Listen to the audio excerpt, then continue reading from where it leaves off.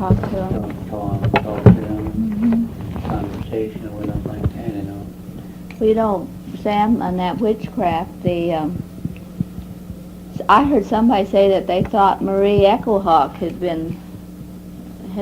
happened to her. I kind of heard that too, a little bit somewhere. Uh-huh. I mean, that's what I meant. Yeah. That thought come to me while I was sitting there before I prayed. And looked like in my mind I was asking the Lord, I wonder if somebody done something to me to cause that. Because I know that I made a lot of people jealous too. Yeah. Through singing, you know. Yeah. Evening songs and field songs and church songs and talking, and when a lot of them used to say that you sure know how to explain things. Yes. Well, I had to do a lot of praying to do that too, you know. Give me the right words to use rather to say something out of order that would cause an affliction, you know. And I just want everything good, that's all. The blessings, you know. And that one come to my mind. And don't you know, while I was sitting there before I prayed, that one sure come in strong. It looked like somebody was going to tell me, you did get witch. Yeah. You did. And I don't know where to go to find out, you know. Again, I thought, over here in Tulsa, I believe Marie Echohawk told me one time, my friend is he sent me down at the dance ground, and I get along with him. Oh, I sure hate it in your condition. I like to hear you talk and visit and joke with one another. Say, my friend, you got to come up sometime to my house. I'll take you over there. I've got a friend over there. I believe he can fix you up. And over there at the house, I done promised the Lord I wasn't gonna go that way, like, you know. I want him to heal me and, you know, be definite that way. And rather to go to a man and now this witchcraft deal, the way I understand it there, I don't mean understand it, but people that went through that, they said after they get a doctor for that, this doctor, he tells this person, whatever it is, he took out, just whatever it is. Now what you want me to do with this? You want me to send it back to the one that done it? And this person said, well, no, maybe get rid of it or send it back. And that's the part I didn't want. No. If I sent it back, something happened to that person, maybe causes his life. Looks like I'm going to feel guilty about that. Looks like I murdered that person, you know, and I didn't want that, you know, and trying to be a minister and do that and carry on like that, you know. Well, he done it. He's the one done it like that, you know. And so just to avoid everything, I just sit still in a chair and take it. And if I did, well, God's going to take care of that for me. He told me he was my revenge, so put it into his hands, and whatever he's going to do, it won't be me, you know. And I just want my mind, my thoughts, heart and soul clear that just want to be happy anyhow. And are these witches here in the tribe, or are they somewhere else? Well, some of them are here. The way I understood it too, if I dislike somebody and wanted to get them off my hand, I'll go out of town and I know who does that. I'll get him and tell him or her and let them do what they're going to do. Do the thing. So it's me, I just sit still, you know. But it takes a lot of nerve to do that. Oh yeah. To think, you know. What do they use, Sam? What do these witches use to send these things? Oh, what did I hear one the other day? I heard something. This was from a little boy or girl, and they took her to witch doctors, I guess, where they, doctored them there. And this woman was telling me, she said, and they went, took out a little piece of inner tube, and sometimes they take out feathers, different things, like maybe a little creature or something.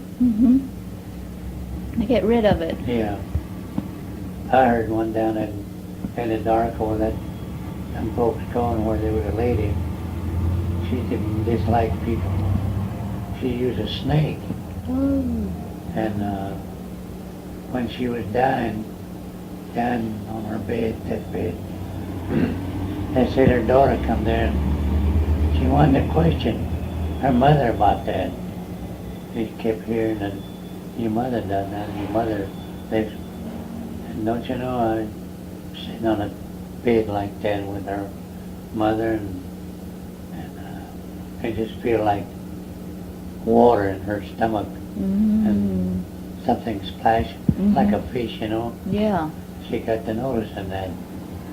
And, but after they found out, they said that that thing, whatever she was using,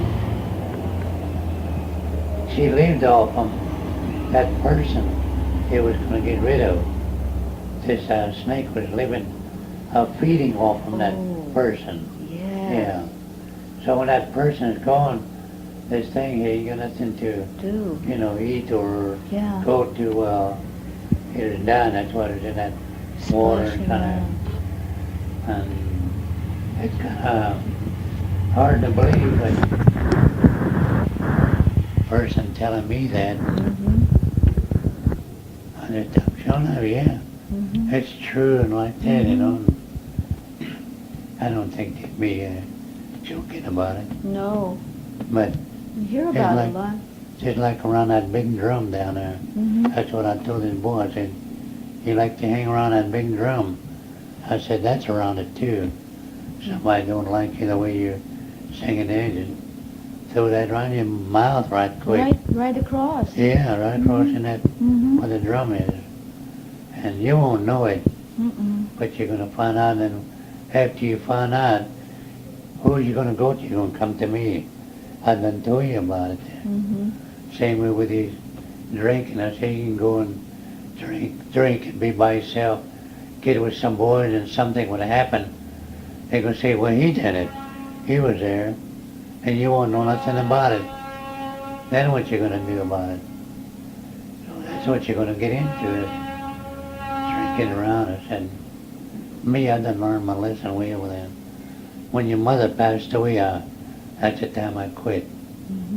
And I've been over 30 or 40 years now since I ain't drank and like that. And it don't bother me, And I just see how they carry on, and really awful to think, how they could carry on like that.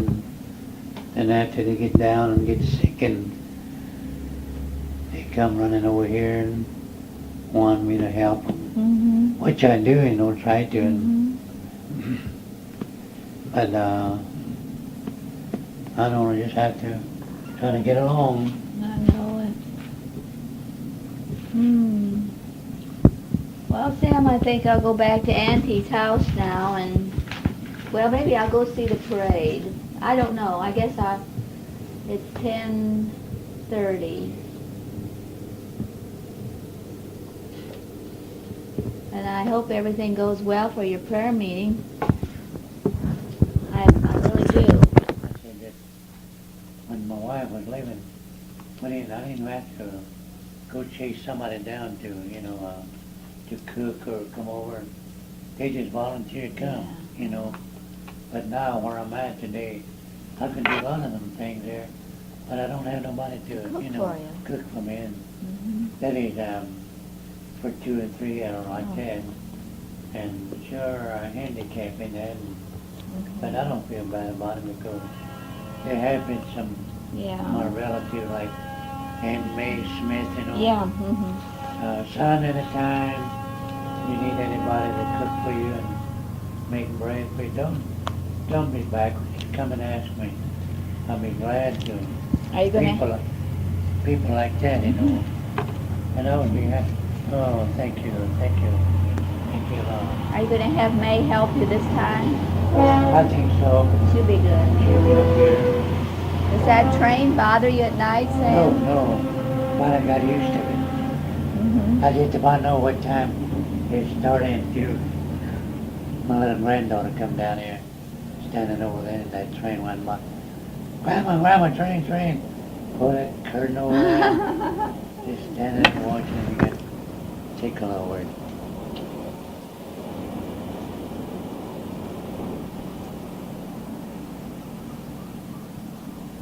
That's a nice fence out there. Yeah. That's a nice yard.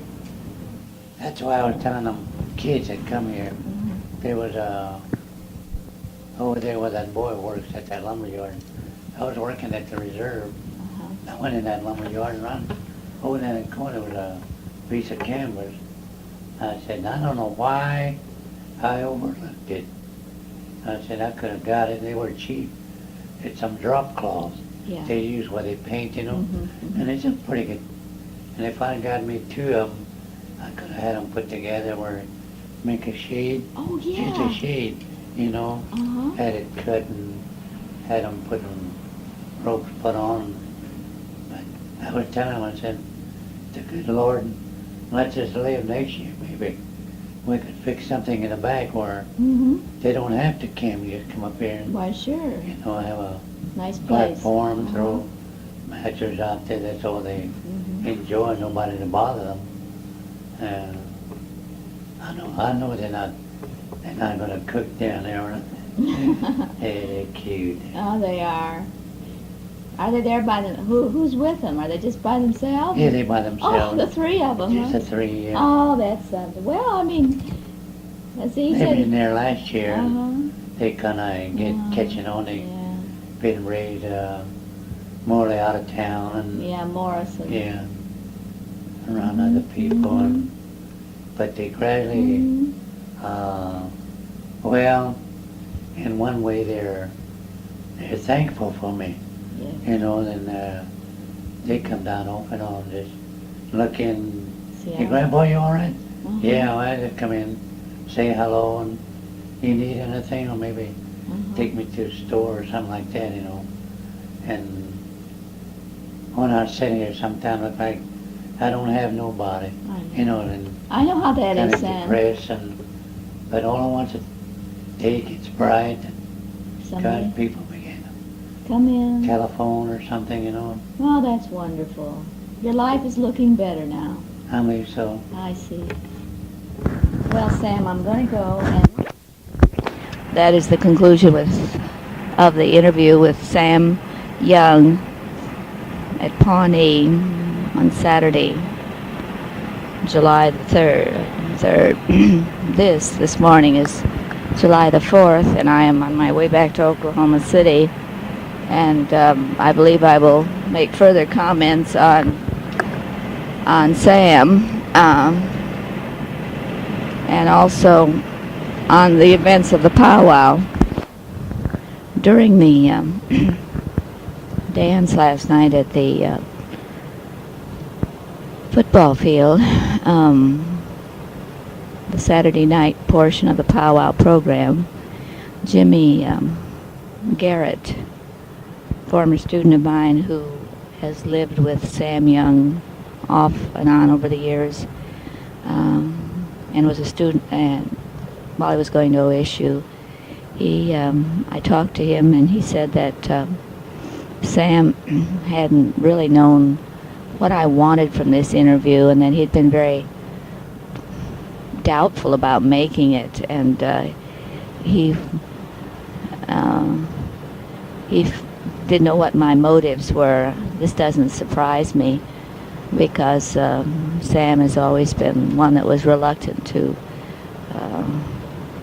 talk to outsiders, although by this time I thought he wouldn't consider me an outsider. And Jimmy tried to reassure him that it would be all right, that my purposes were good and that I might want to have some help with some of the things that Garland had done. And so he said at that point he seemed to relax a little bit. He even joked, he said, well, maybe she wants to marry me. And Jimmy said, don't you ever tell him I said that. I said, oh, I won't. So that was that. So I said, well, he said I could come and, I told Jimmy, I said, well, he said I could come and talk to him. Again, he said he did. And I said, yes. He said, oh, that's keen. Okay, that's enough comment on that. I stayed as usual with Aunt Viola McIntosh, who is not feeling very well. I went up on Friday afternoon, rhyming about 4, leaving Sunday morning about 7:30. She was still asleep when I left this morning.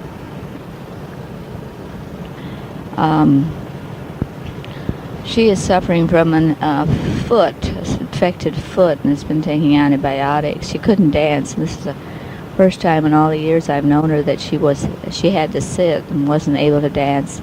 She's about 78 years old and truly enjoys that activity and never gets tired of dancing. We visited Georgina's Rose Cam. She's a daughter of Thelma, who is the daughter of Viola. We had dinner there last night at the camp, and Dwayne and his wife, Nancy Cowie, Georgine's brother and sister-in-law, were there, and another friend, Mrs. Phyllis Warrington, and Auntie and I, and we had soup, meat and potatoes cooked on the camp stove, and some beans and black-eyed pinto beans and bacon, smoked bacon that Nancy had brought from Sapulpa, and a salad that Phyllis had cut up and made, and cold water, cold drinks for supper. And then after that was over, Auntie wanted some ice cream, so we went to the store and got her a double-dip ice cream cone and a pint of ice cream, and then we went home and put that in the freezer. And by the time we got back to the grounds, or the football field, there were lots and lots of people there. Saturday night is a big night.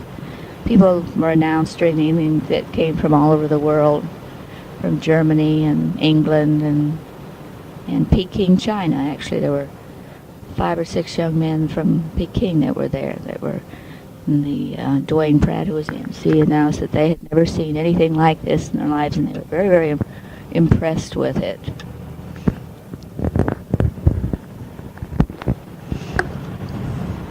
One of the events of the day, evening, was the placing on the head of the eagle feather for a dancer who was going to dance for the first time.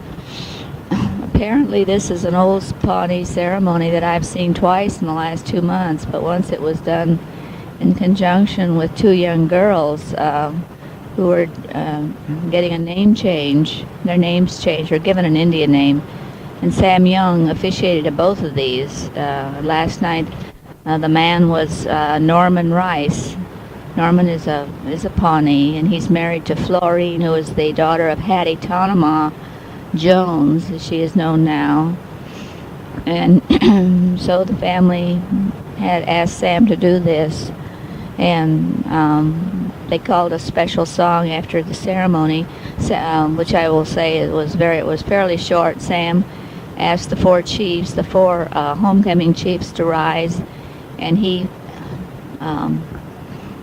faced the east and talked in Pawnee for about, I'd say 5 minutes. Then he called Norman over, who was standing by the side. He had a roach on his head. There was no feather in it, and then he put the roach in there and shook hands with him, and Norman shook hands with all of the chiefs, and then he walked back to his place over on the other side of the arena. The whole ceremony took about 7 or 8 minutes. Then the family called a special song, and Hattie had told me about it the night before, and I'd given her $10 to help out with it. And And then I got up and danced with them, which was the Hattie and her two daughters and their husbands, including Norman, and Dr. James Howard, who had made himself sat down beside Abe Conklin, who is Victoria's husband. That's the daughter. And so they asked him to dance with them, and he did. And so I didn't particularly care about that, but then found out I was dancing with him around in a large circle. And of course he's, well, anyway.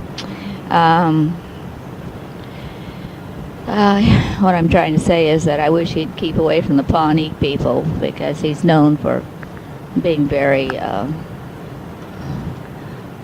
eager to write articles and books about any tribe that's available, and has done so if you look at his bibliography. Alrighty, now let's see. Anyway, after that they had a special, and although I didn't think they should, they called me up and gave me a blanket and sheets, a bed blanket and sheets and pillowcases. Okay, that was one of the major events of the evening, a special of that kind. Then the other, that evening had been dedicated to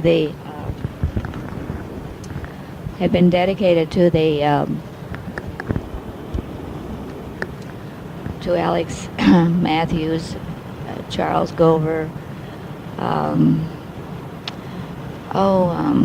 one of the Jakes, oh dear, Charles, his son, danced for him, but he's deceased. Levi Horse Chief, Alex Matthews, Charles Gover. Well, they're in the bulletin.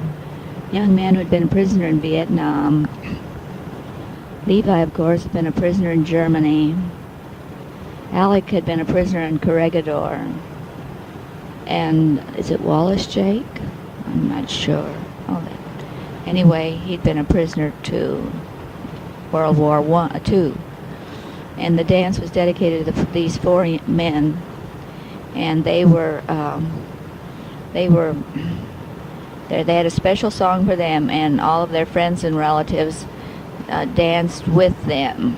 I chose to dance with Alec Matthews, because although I wanted to dance with Levi Horse Chief, because both of these men were Garland's best friends, and but Alec has been closer to me, actually, and his wife have been closer to me in the last years than Levi and his wife, whom I very much admire and feel close to. But I danced with them. I had given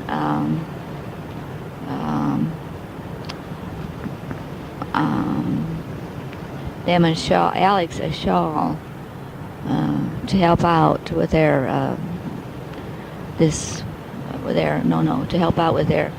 when he was the head man dancer down at in July the 24th. So I danced with him, but I gave Levi $10 after it was over, when everybody was giving money to these different families to help them with their giveaway. Each of them had a short giveaway, and Levi and Cody, his wife, gave me a shawl. And it was very, very impressive, because the whole arena was full of people, and the American flag was carried with Alec, and who led off. And this is a very marvelous man, and he's had a very interesting career. He's a professional, I think he's an accountant, and has worked all of his life as one. And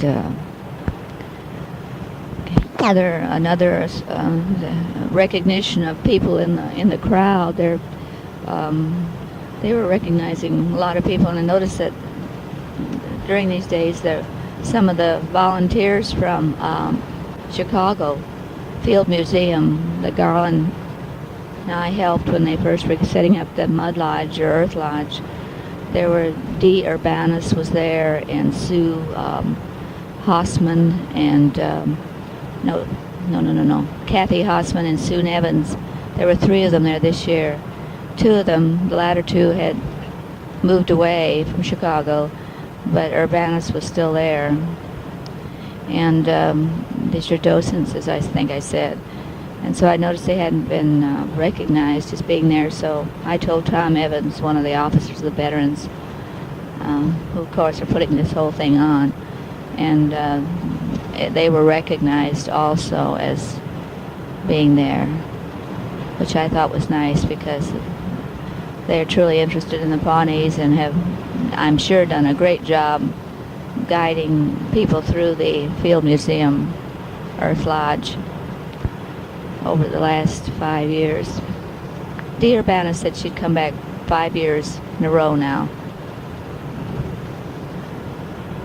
Just in passing, 2 of the guests announced were he was the vice president of MGM and the MGM Grand Hotel, and he had married a Pawnee woman who hadn't been back for 40 years. And I thought he said their name was Rice or Moore, or sorry, I can't remember it. It was kind of late then when they were announced, but they were both there. There were 100 and, well, let's see, anything else? They were their contests last night, as there had been the night before, and will be tonight. And there were a tremendous number of dancers competing. It was absolutely beautiful. The costumes are just stunning. I was so impressed with so many of them, particularly the beadwork. There were a lot of Iowas dancing last night. And of course I spoke to them, and one was Franklin Murray, who wasn't dancing, but he is a very, very old man in his 90s now. And I had talked to him when I was writing the Iowa book, and his granddaughter, Gabrielle Sign, is her great-granddaughter, I believe, probably. Not sure. It was the Iowa princess, and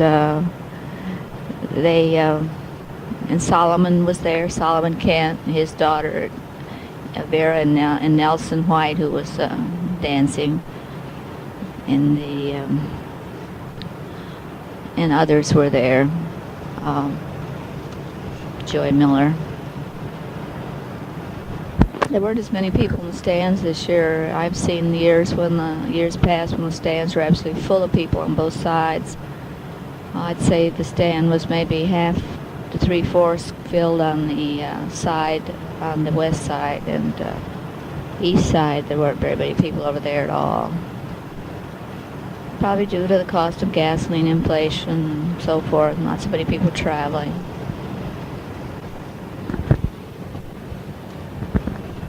I'm at Perry now. Okay. Oh, let's see. Spoke to